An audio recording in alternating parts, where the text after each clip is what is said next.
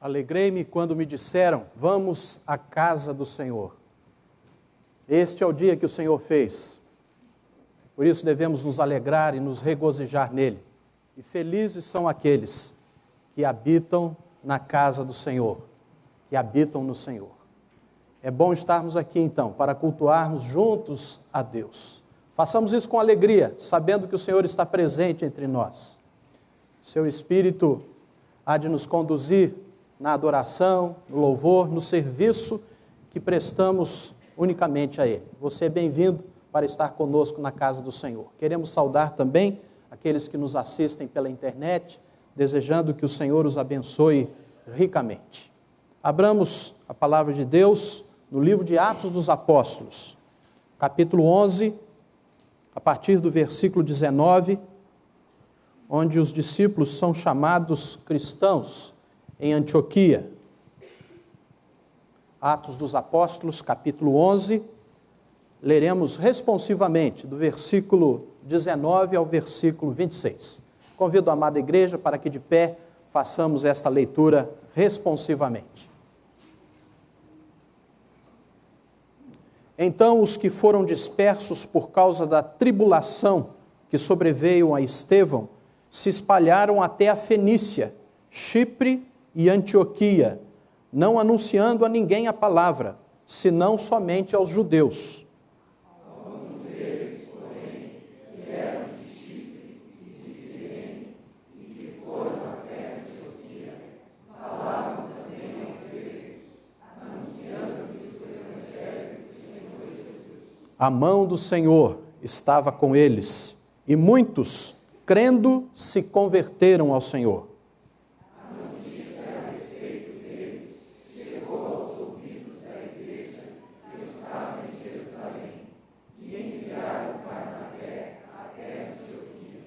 Tendo ele chegado e vendo a graça de Deus, alegrou-se e exortava a todos a que com firmeza de coração permanecessem no Senhor. Ele era homem bom, cheio do Espírito Santo e de fé, e muita gente se uniu ao Senhor. E partiu Barnabé para Tarso à procura de Saulo.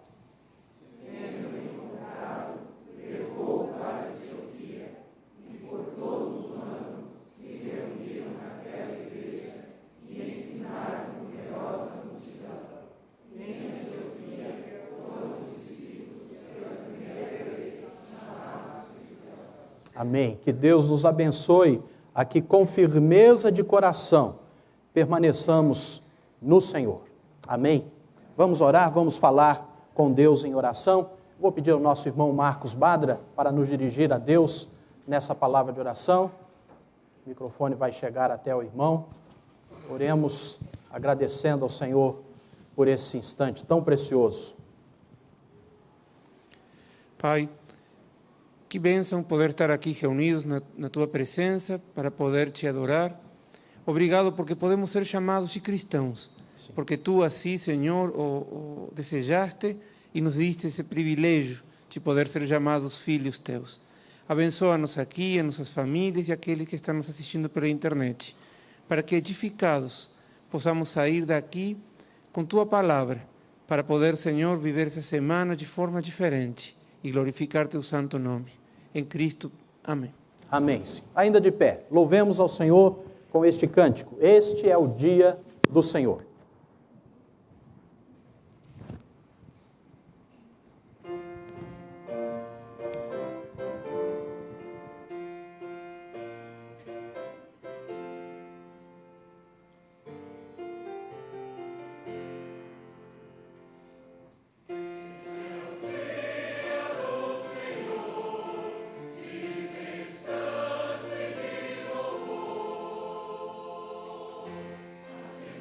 Já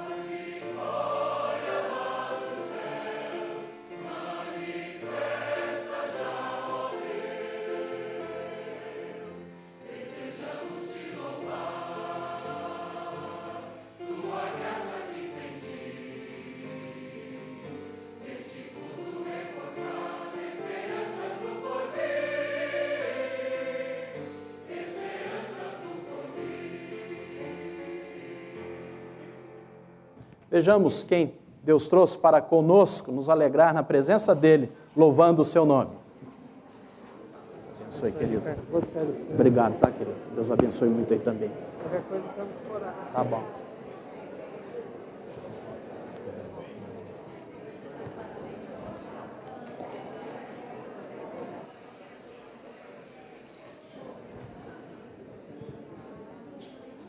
Os irmãos podem se assentar à medida em que forem se saudando.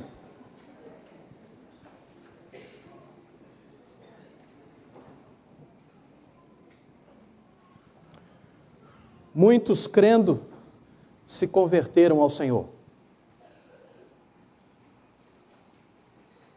Ali, pela primeira vez, eles foram chamados de cristãos. Se você fosse preso por essa causa, haveriam provas suficientes para te condenar? Pense sobre isso. Carregar este nome precioso é uma responsabilidade muito grande. Nós vamos nos recolher nesse momento à oração silenciosa, lembrando que Deus é santo, nós somos pecadores e precisamos da sua graça, da sua misericórdia, do seu perdão. Vamos confessar a Ele as nossas faltas, vamos pedir a ajuda do Espírito Santo para isso, porque o Espírito Santo, Ele sonda e conhece nosso coração, nosso pensamento, sabe quando nos assentamos, quando nos levantamos. Não podemos nos esconder da sua face. Então vamos abrir o nosso coração na presença do Senhor nesta hora. Mas vamos também interceder e orar por aqueles que estão enfermos, por aqueles que estão enlutados, passando por provações e que precisam da assistência especial do Senhor. Nós temos uma lista grande no nosso boletim, mas certamente você aí no seu coração se lembra de alguém que precisa nesta hora de receber a graça do Senhor. Interceda. E vamos orar pela nossa igreja. Próximo dia 13 de abril nós vamos ter a nossa assembleia e esta é a campanha que a igreja faz agora, de oração, pedindo a direção de Deus para a escolha dos seus oficiais diáconos. Vamos orar pela nossa igreja nacional também, que se reúne em julho, em Supremo Concílio, e vamos orar pela nossa nação, que precisa também muito do Senhor, se aproximam eleições também no nosso país, vamos suplicar a sua graça, o seu favor sobre nós. Vamos então, portanto, nos recolher a alguns instantes de oração silenciosa.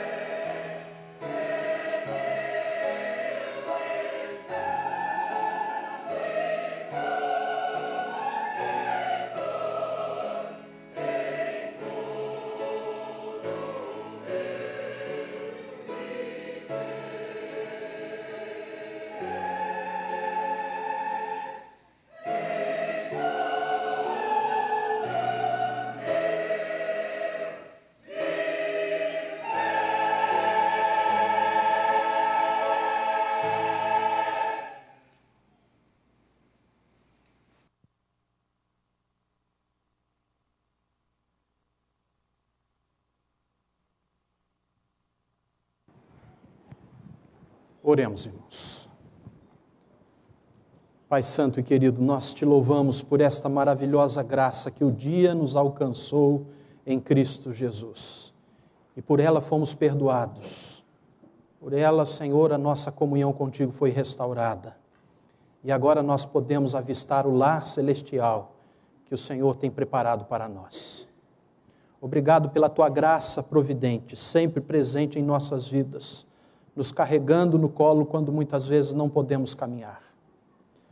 Muito obrigado porque o Senhor tem nos assistido com o teu Santo Espírito, ó Deus. E nesta hora colocamos diante do Senhor todas as petições feitas aqui, sabendo que tu és misericordioso, bondoso, amoroso, e que tem olhado para as nossas necessidades. E o Senhor é poderoso para fazer infinitamente mais do que cada coração aqui pediu ou cada mente pensou, conforme o teu poder, ó Deus, que opera em nós. Nos submetemos à tua bondade, Senhor, e intercedemos pela nossa igreja, local, nacional, pelo nosso país, intercedemos pelas pessoas que estão enfermas, te agradecendo por aqueles que já têm se recuperado, Senhor, das suas lutas e das suas provações, e intercedendo também por aqueles que estão enlutados, ó Deus. Assiste o Senhor com o teu consolo e com a tua bênção. Se há algum coração aqui nesta noite preocupado, entristecido, ó Deus, que o Senhor possa com teu Santo Espírito consolar e confortar. Se há aqui, Senhor, corações pesarosos, se há corações endurecidos, ó Deus, a tua palavra é o teu querer, que nesta noite, Senhor, sejam libertados de todos os grilhões que nos impede, ó Deus, de caminhar livremente contigo. Seja sobre nós, Senhor, a tua graça, pois de ti esperamos e oramos em nome do Senhor Jesus. Amém e amém. Meu Senhor de tudo sabe. Por isso ele pode ser chamado Deus da providência. Este hino que estamos entoando este mês, como hino do mês, ele fala da providência de Deus nas nossas vidas. Ele é o Senhor de tudo. E Ele tem nos garantido sustento para a nossa sobrevivência. Aquilo que é necessário, o Senhor tem nos dado. E Ele nos diz em sua palavra: trazei todos os dízimos à casa do tesouro, para que haja mantimento também. Esta é a providência de Deus também para o sustento da sua casa, da sua igreja, que avança proclamando o Evangelho. E todos aqueles, então, que reservaram este domingo e este momento de culto para consagrar a Deus os seus dízimos e ofertas, poderão fazê-lo enquanto entoamos este cântico, Meu Senhor de tudo sabe. Nos coloquemos de pé e louvemos ao Senhor.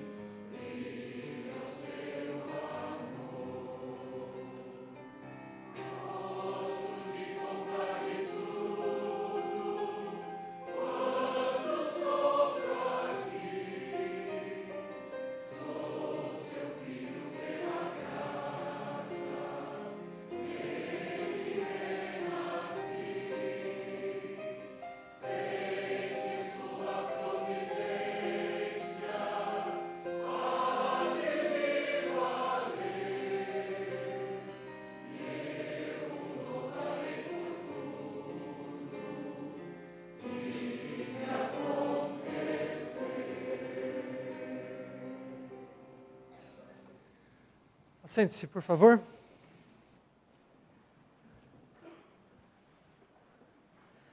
Convidamos a nossa irmã, missionária da igreja para o departamento infantil, Jaqueline, a vir aqui. E as crianças também, que têm entre 2 e 8 anos, vêm aqui com a Jaqueline, porque a Jaqueline preparou uma mensagem especial para as crianças dessa faixa etária. No domingo que vem, nós vamos ter, no nosso culto vespertino, um momento especial de gratidão a Deus e de testemunho sobre o acampamento que as crianças tiveram a semana passada. E nós estamos antecipando esse momento com uma grande alegria. Nós vamos orar a Deus também, pela consagração que o povo de Deus fez de dízimos e ofertas. E eu peço ao Timóteo para nos dirigir nessa oração, por favor, Timóteo. Oremos. Senhor Deus, nosso Pai, nós te louvamos porque o Senhor é grande e grandes coisas o Senhor faz por nós. Te agradecemos a oportunidade que o Senhor nos dá de sustentarmos o seu trabalho com os nossos dízimos, as nossas ofertas. E pedimos que abençoe aqueles que administram esses bens, para que façam segundo o teu querer. Amém. Fica também com as crianças que vão ouvir agora uma palavra de acordo com o entendimento delas. Abençoe-nos durante toda a semana, é o que nós pedimos. Em nome de Jesus, amém. Amém. Vamos voltar a abrir juntos as nossas Bíblias nesse texto que lemos há pouco. Atos dos Apóstolos, capítulo 11.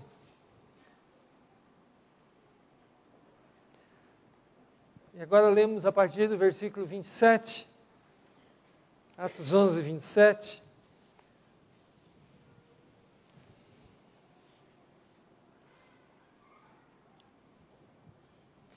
Naqueles dias, desceram alguns profetas de Jerusalém para Antioquia.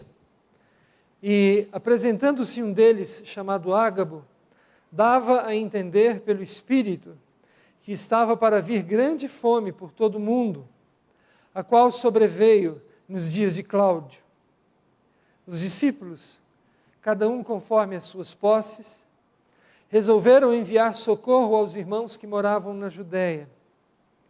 O que eles com efeito fizeram, enviando aos presbíteros, por intermédio de Barnabé e de Saulo.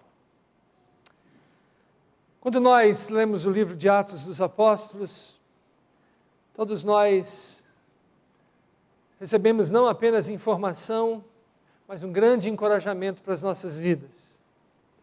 Ao ver a dinâmica pela qual aqueles irmãos enfrentaram as grandes dificuldades que estavam diante deles, e também enfrentaram as tribulações igualmente enormes, mas mesmo assim levaram adiante o anúncio e o testemunho da boa notícia que se encontra em Jesus Cristo. 2 foram os fatores que fizeram com que os nossos irmãos da Igreja Apostólica triunfassem e vencessem sobre aquelas dificuldades que eles enfrentaram. O primeiro fator foi que o Espírito de Deus deu a eles a condição de testemunhar de forma concreta e prática quem é Jesus. Nós vamos ver um pouco mais sobre isso daqui a pouco, um desses momentos em que isso aconteceu. O segundo fator foi que eles conseguiram explicar quem é Jesus. E explicar quem é Jesus para aqueles que eram da cultura de Jesus, para os judeus, mas explicar quem era Jesus para aqueles que não eram da cultura de Jesus, os não-judeus, que não consideravam a cultura judaica especialmente interessante. Mas essas pessoas, mesmo estando tão longe da cultura judaica, conseguiram compreender que Deus falou com aquele povo e que a história daquele povo tinha a ver com a história deles, ainda que judeus não fossem e nem se interessassem pela cultura dos judeus.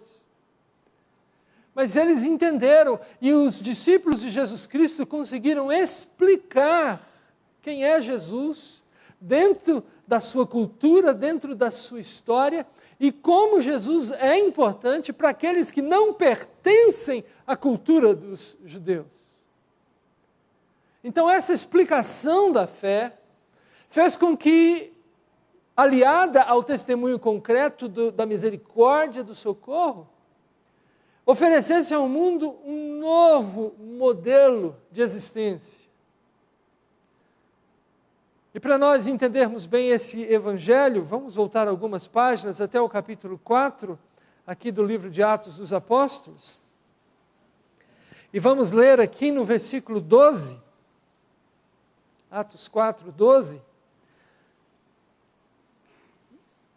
Os apóstolos João e Pedro tinham sido presos e levados diante das autoridades religiosas e foram arguidos com respeito à convicção com a qual eles anunciavam o nome de Jesus.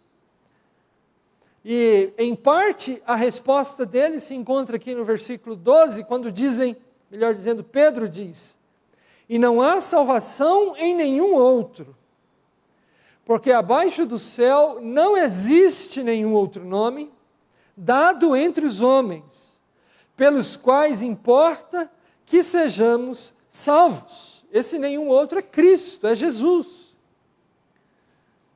O Evangelho consiste em anunciar que todo ser humano, sem exceção, tem um problema que nenhum outro ser humano pode resolver, por si ou pelo outro.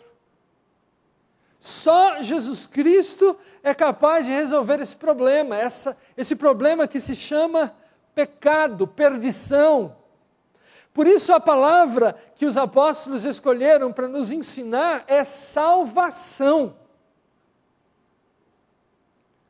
Imagine você, uma pessoa caiu no oceano, ficou só, ela precisa ser resgatada, ela não pode se salvar. A palavra salvação traz justamente essa ideia. E Pedro diz, não há nenhum outro.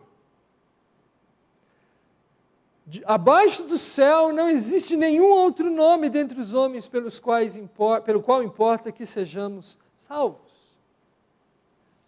Então essa proclamação, esse anúncio de que todo ser humano, não importa se é judeu ou não, esse problema é da humanidade. E Deus providenciou que esse problema tivesse uma solução e que o ser humano fosse resgatado, fosse salvo. E é justamente dentro dessa dinâmica que a igreja tem trabalhado e tem avançado, desde os dias apostólicos até hoje. Nós continuamos com a mesma mensagem, com o mesmo anúncio. E é dentro desse contexto que nós então chegamos aqui ao capítulo 11, versículo 19. E lemos, e os que foram dispersos por causa da tribulação que sobreveio a Estevão, se espalharam até a Fenícia, Chipre e Antioquia, não anunciando a ninguém a palavra, senão somente aos judeus. Alguns deles, porém, que eram de Chipre e de Cirene, e que foram até Antioquia, falavam também aos gregos, anunciando-lhes o evangelho do Senhor Jesus. O que está descrito aqui, nesses versículos de 19 até 30, está dentro do período dos anos 32 a 46. 14 anos. Porque ele começa falando da tribulação que sobreveio quando Estevão foi apedrejado. E isso está registrado aqui no capítulo 7. Estevão foi apedrejado no ano 32 da era cristã. Quando Barnabé foi buscar Saulo em Tarso, era o ano 46 da era cristã. Portanto, esse testemunho que deram na Fenícia, em Chipre e em Antioquia, foi um testemunho que tomou esse período de 14 anos. Esse avanço levou esse tempo, 14 anos. Um pouco a mais, um pouco a menos. Mas esse é o período que nós estamos vendo aqui. E o que nós estamos vendo aqui é o fato de eles estarem anunciando o Evangelho de Jesus Cristo, primeiramente aos de sua cultura, e aquela perseguição que sobreveio fez com que muitos deixassem Jerusalém, especialmente aqueles judeus que não tinham nascido lá, portanto, tinham outras possibilidades de viver em outras áreas, em outras terras, como Fenícia, Chipre e na Síria, como é o caso dessa Antioquia que se refere aqui, é a da Síria, porque na época tinha dezenas de Antioquia. Houve um grande herói dos gregos chamado Antíoco, e quase toda cidade que queria um favor dele colocava o nome dele. Mas essa Antioquia aqui é a da Síria. Alguns romperam a barreira da cultura. E ao romperem a barreira da cultura, anunciaram aos não-judeus a boa notícia. A boa notícia que todo homem precisa ouvir, porque todo homem carece de salvação. Todo ser humano precisa entender que há um problema essencial que só pode ser resolvido por outro. Não um outro igual, um outro maior que ele, Jesus Cristo. Então essa mensagem se espalha. Antioquia era a terceira cidade mais importante do mundo daqueles dias. Era uma cidade de grandes desafios. Uma cidade de mais de 500 mil pessoas que habitavam nela. Cosmopolita, mas uma cidade de grandes desafios. Chegar naquela cidade com uma mensagem exclusiva, como é a mensagem do Evangelho de Jesus, certamente traria grandes desafios para qualquer pessoa. Dizer que só um é capaz de salvar, isso sempre traz grandes desafios. Porque todas as pessoas preferem pensar que todos os caminhos levam a Deus. Até hoje, você sabe. Mas quando você lê a Bíblia, você entende que não é assim. Só tem um caminho que leva a Deus. Jesus Cristo. Mas mesmo apesar dos grandes desafios que eles estavam enfrentando, eles anunciaram Jesus Cristo. E o versículo 21 nos diz que esse anúncio foi frutífero, porque a mão do Senhor estava com eles, e muitos crendo se converteram ao Senhor. É a presença de Deus que autentica e alcança as pessoas. Essa expressão, a mão do Senhor, fala sobre isso. É a presença de Deus que é capaz de tocar o coração do homem. Só Deus é capaz de fazê-lo. Só Deus é capaz de mexer nas convicções de uma pessoa, alterar essas convicções e mostrar a essa pessoa que sem Jesus Cristo ela está irremediavelmente perdida. A mão do Senhor estava com eles.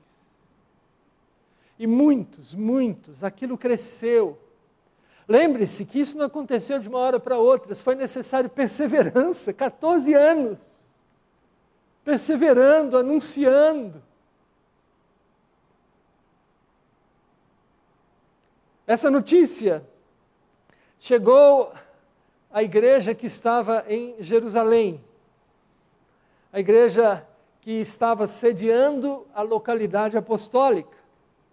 Os apóstolos que haviam sobrevivido à perseguição estavam ali.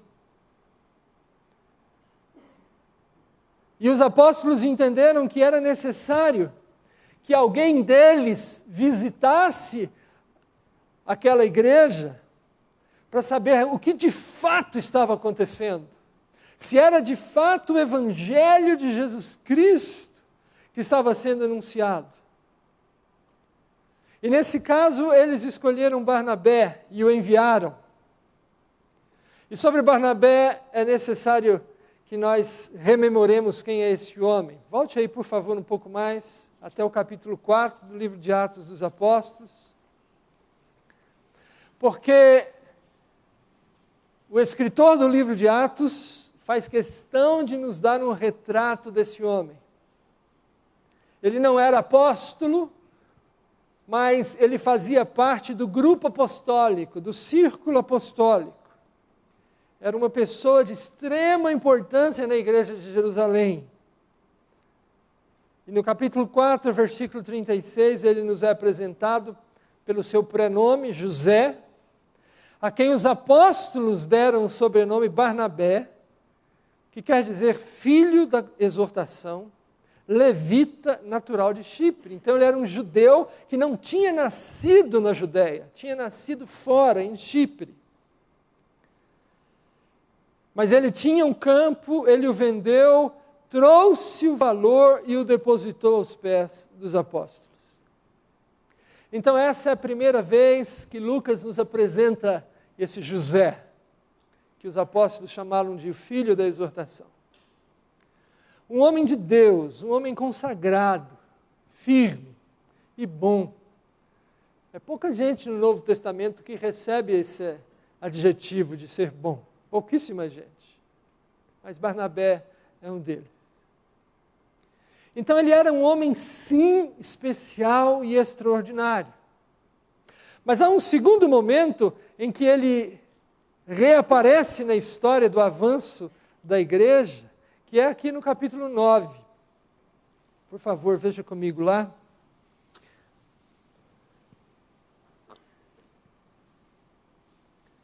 No versículo 26. Tendo chegado a Jerusalém, no caso aqui, quem chegou a Jerusalém foi Saulo, vindo de Damasco. Isso depois de 3 anos de ter sido convertido por Jesus Cristo, Jesus tê-lo buscado naquela viagem que ele saiu de Jerusalém para Damasco para perseguir os cristãos. Convertido, ele permaneceu em Damasco por cerca de 3 anos. Por fim, ele foi perseguido em Damasco pelos próprios judeus, e aí então ele foi a Jerusalém, e aí encontramos esse versículo 26. Procurou juntar-se com os discípulos. Todos, porém, o temiam, não acreditando que ele fosse discípulo. Mas Barnabé, tomando-o consigo, levou-o aos apóstolos e contou-lhes como ele vira o Senhor no caminho e que esse lhe falara, e como em Damasco pregara ousadamente em nome de Jesus.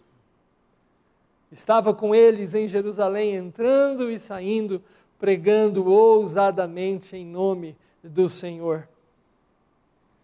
Quem abriu as portas para que a igreja de Jerusalém recebesse Saulo foi ele, Barnabé. Se tornaram amigos. Barnabé ouviu a sua história e recontou a sua história aos apóstolos e aos presbíteros e aos outros irmãos da igreja de Jerusalém. Podemos confiar em Saulo, sim. Homem de Deus, transformado, nova criatura, gente nova. E porque Barnabé fez isso, eles o receberam, eles o aceitaram. Então Saulo foi aceito e imediatamente começou a compartilhar o ensino da palavra e o anúncio do evangelho em Jerusalém. mas logo também ele foi perseguido. E por causa dessa perseguição que sobreveio, ele teve que deixar Jerusalém e voltar para a sua cidade de origem, porque Saulo também era um judeu nascido fora de Israel, nascido em Tarso. Mas quando Barnabé chegou a Antioquia, 12 anos depois daquele tempo lá, cerca de 12 anos daquele momento em que ele apresentou Saulo à igreja de Jerusalém. E quando ele viu o que Deus estava fazendo, ele começou a trabalhar, ele começou a exortar as pessoas e que permanecessem com firmeza de coração no Senhor. Mas à medida que ele foi trabalhando, ele foi percebendo que ele não daria conta de fazer tudo aquilo sozinho. Porque o Evangelho tinha sido anunciado, mas isso nunca é o suficiente. É preciso que haja solidificação. É preciso que haja raiz nas plantas. Por isso Barnabé estava ali para doutrinar aquelas pessoas em tudo que significa Evangelho. Porque hoje também é muito fácil, muitas pessoas creem no Senhor Jesus Cristo, mas têm uma pálida visão e um rasíssimo entendimento de quem é Jesus. Não sei quantos de vocês viram, mas hoje em dia, com essa cultura midiática que a gente tem, um grupo de meliantes e assassinos, num dos morros do Rio de Janeiro, fazendo uma reunião de oração em nome de Jesus, antes de descer para matar. E fazer o que queriam fazer. Gente, o Evangelho chegou, mas isso não tem nada com Cristo. A igreja de Jerusalém mandou Barnabé para que em Antioquia realmente Jesus Cristo estivesse. E não apenas uma pálida ideia de quem é Jesus. Porque ouvir falar e ter apenas essa ideia vaga de quem é Jesus não basta. A Bíblia nos informa e informa repetidamente sobre isso. Não basta. Por isso é que Barnabé foi, e quando Barnabé percebeu que havia necessidade de aprofundamento, de que aquelas pessoas fossem doutrinadas no caminho do Evangelho, no caminho de Jesus Cristo, ele tomou uma atitude corajosa, mas de um homem que crê em Deus.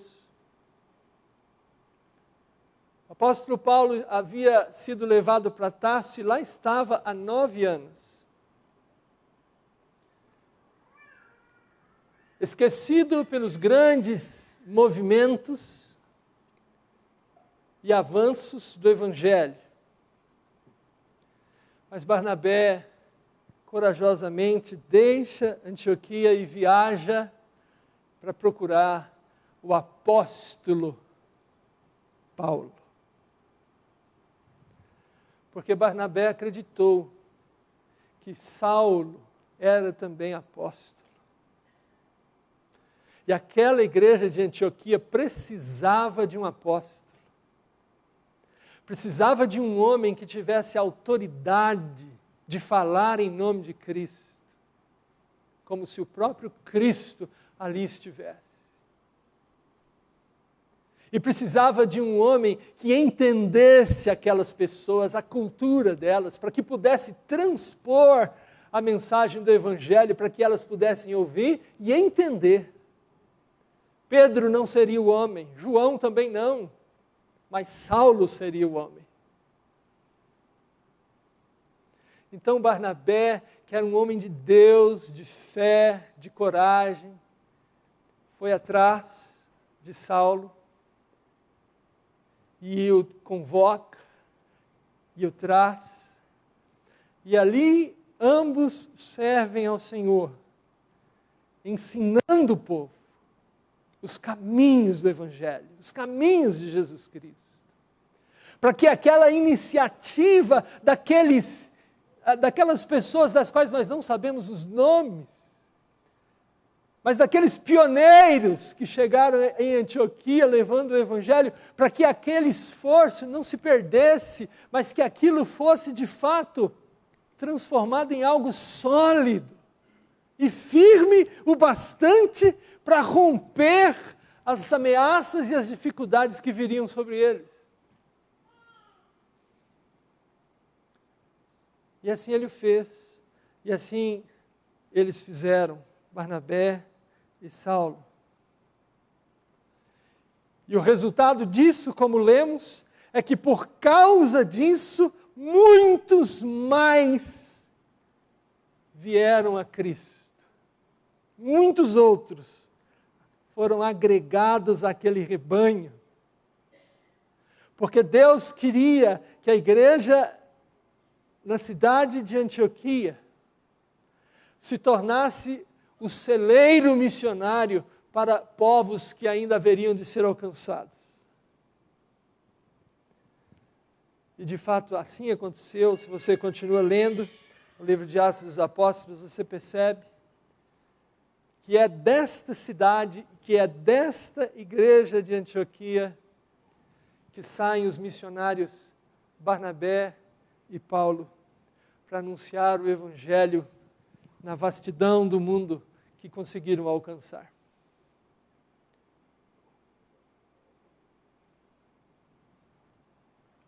Há um outro fator que nos mostra a solidez dessa igreja, que é esse fator aqui dos versículos 27 a 30. Houve a presença de um profeta, e no Novo Testamento nós encontramos essa agência de Deus, desses homens que Deus escolheu, para que naquele momento, quando nós ainda não tínhamos o Novo Testamento, os evangelhos, as epístolas e o livro de Atos dos Apóstolos ainda não estavam escritos, Deus levantava esses homens dele, e até mulheres, entendemos assim, que eram profetas e profetisas de Deus. Um desses é nominado aqui como Ágabo. E ele dava a entender pelo Espírito que haveria grande fome, a qual de fato veio na época do imperador Cláudio, dos anos 41 a 54. E o que foi que aquela igreja fez? Cada discípulo, conforme as suas posses e possibilidades, resolveram enviar socorro aos irmãos que moravam na Judéia, pessoas que eles não tinham visto antes. Eles eram gratos aos irmãos da Judéia, porque foi de lá que o Evangelho veio e os alcançou, mas não conheciam essas pessoas, a não ser por intermédio de Barnabé e daqueles que lhes testemunharam inicialmente. Mas isso não os impediu de se envolverem naquela situação, de se compadecerem do sofrimento. E assim fizeram. Todos eles, segundo as suas condições, cada um deles envolveu-se. Levantaram uma oferta financeira e colocaram esse valor nas mãos de Barnabé e Saulo, para que eles encaminhassem esse valor aos presbíteros lá de Jerusalém. Vejam a dimensão concreta da fé. Vejam que como eles entenderam de fato o que significa seguir a Cristo. Não se desviando das responsabilidades que Deus colocou diante deles. Afinal de contas, por que Deus enviaria Ágabo, se não para que eles soubessem e se envolvessem com a mensagem de Deus?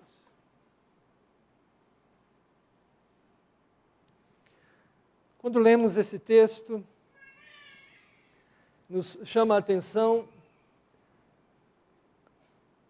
que 5 vezes Jesus é chamado pelo título de Senhor. 5 vezes. O Evangelho do Senhor Jesus.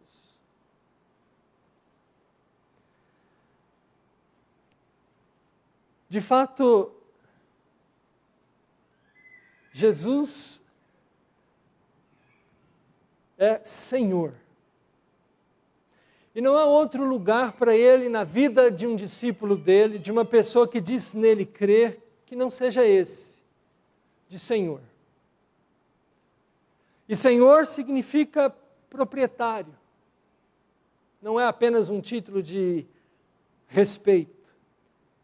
Na Bíblia, Senhor significa proprietário.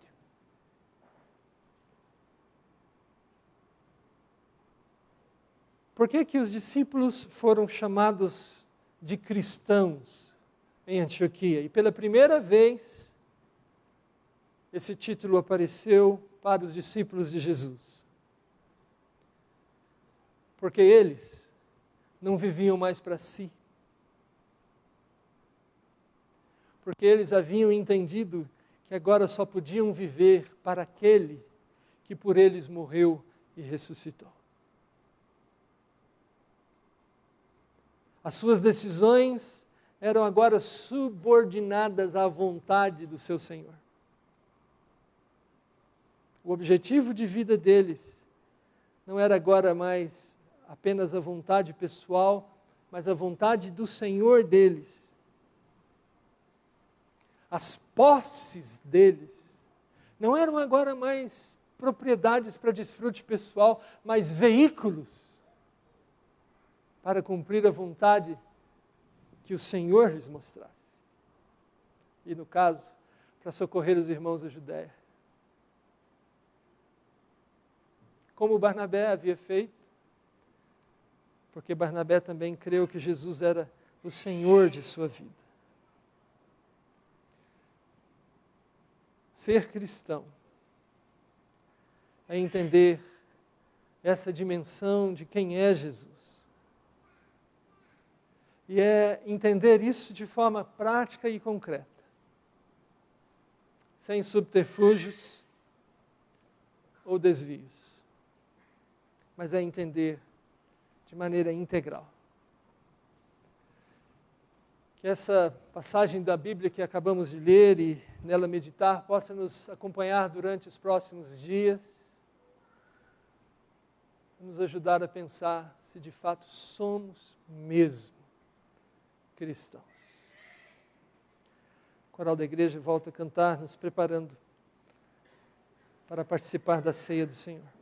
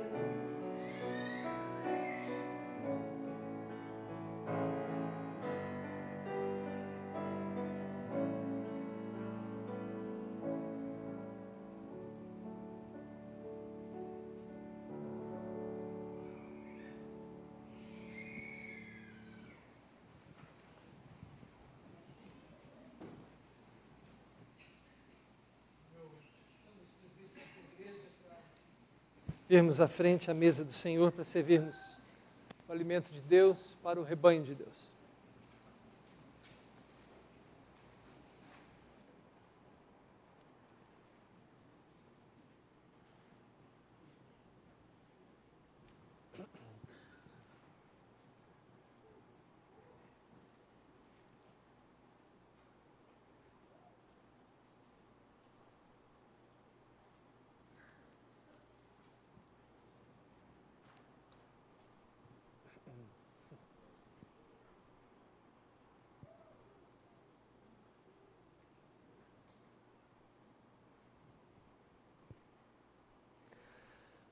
O Senhor Jesus Cristo instituiu esta mesa que estamos aqui a celebrar hoje à noite, quando ele, reunido com os seus discípulos, celebrou a última Páscoa. Logo depois ele seria entregue, seria preso e morreria na cruz. Mas antes que isso acontecesse, ele disse para os discípulos: tenho desejado ansiosamente comer convosco essa Páscoa. E Jesus desejava isso porque queria que os seus discípulos se lembrassem daquela refeição e do que ele faria com que ela viesse a significar, o novo sentido dela. Porque o cordeiro seria sim sacrificado lá naquela cruz. E quando você estuda sobre os acontecimentos daquele momento da Páscoa, no mesmo instante em que Jesus estava sendo crucificado fora da cidade, um cordeiro estava sendo imolado no templo. E o sangue daquele cordeiro que estava sendo imolado no templo não tinha poder para que Deus perdoasse pecados, era um símbolo. Mas o sangue que Jesus verteu no madeiro, esse sim, é poderoso para tapar os pecados, para purificar e para trazer justiça e perdão. Jesus queria que os seus discípulos assim o entendessem. E os discípulos tiveram alguma dificuldade de entender naquela hora, mas depois entenderam. E depois de entender, passaram a proclamar essa realidade. E um desses discípulos tardios, chamado Saulo, quando escreveu a sua primeira carta aos Coríntios, fez questão de instruir aquela igreja que havia recebido do Senhor essa instrução. Não aprendeu com Pedro, com João, com Tiago, com ninguém. Jesus mesmo o instruiu sobre isso. E assim, nós temos esse privilégio de participar desse momento e a certeza de que aquela instrução que Jesus Cristo deu a eles continua válida e presente aqui. E todo aquele que crê no Senhor Jesus e está em plena comunhão com Ele e com o povo dele, a igreja, tem acesso a essa mesa. E nós celebramos agora confiantes na palavra de Cristo. Enquanto os irmãos recebem o primeiro elemento, nós vamos lembrar da santidade do nome de Jesus e depois, ao recebermos o segundo elemento, o seu grande amor por nós.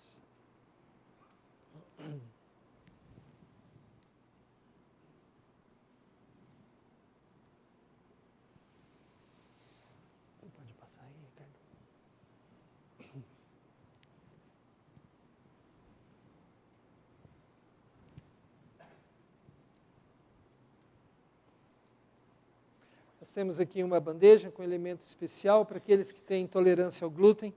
Então, vou pedir para o Cícero também distribuir esse elemento para nós, por favor, Cícero. Por favor. Obrigado, Ricardo.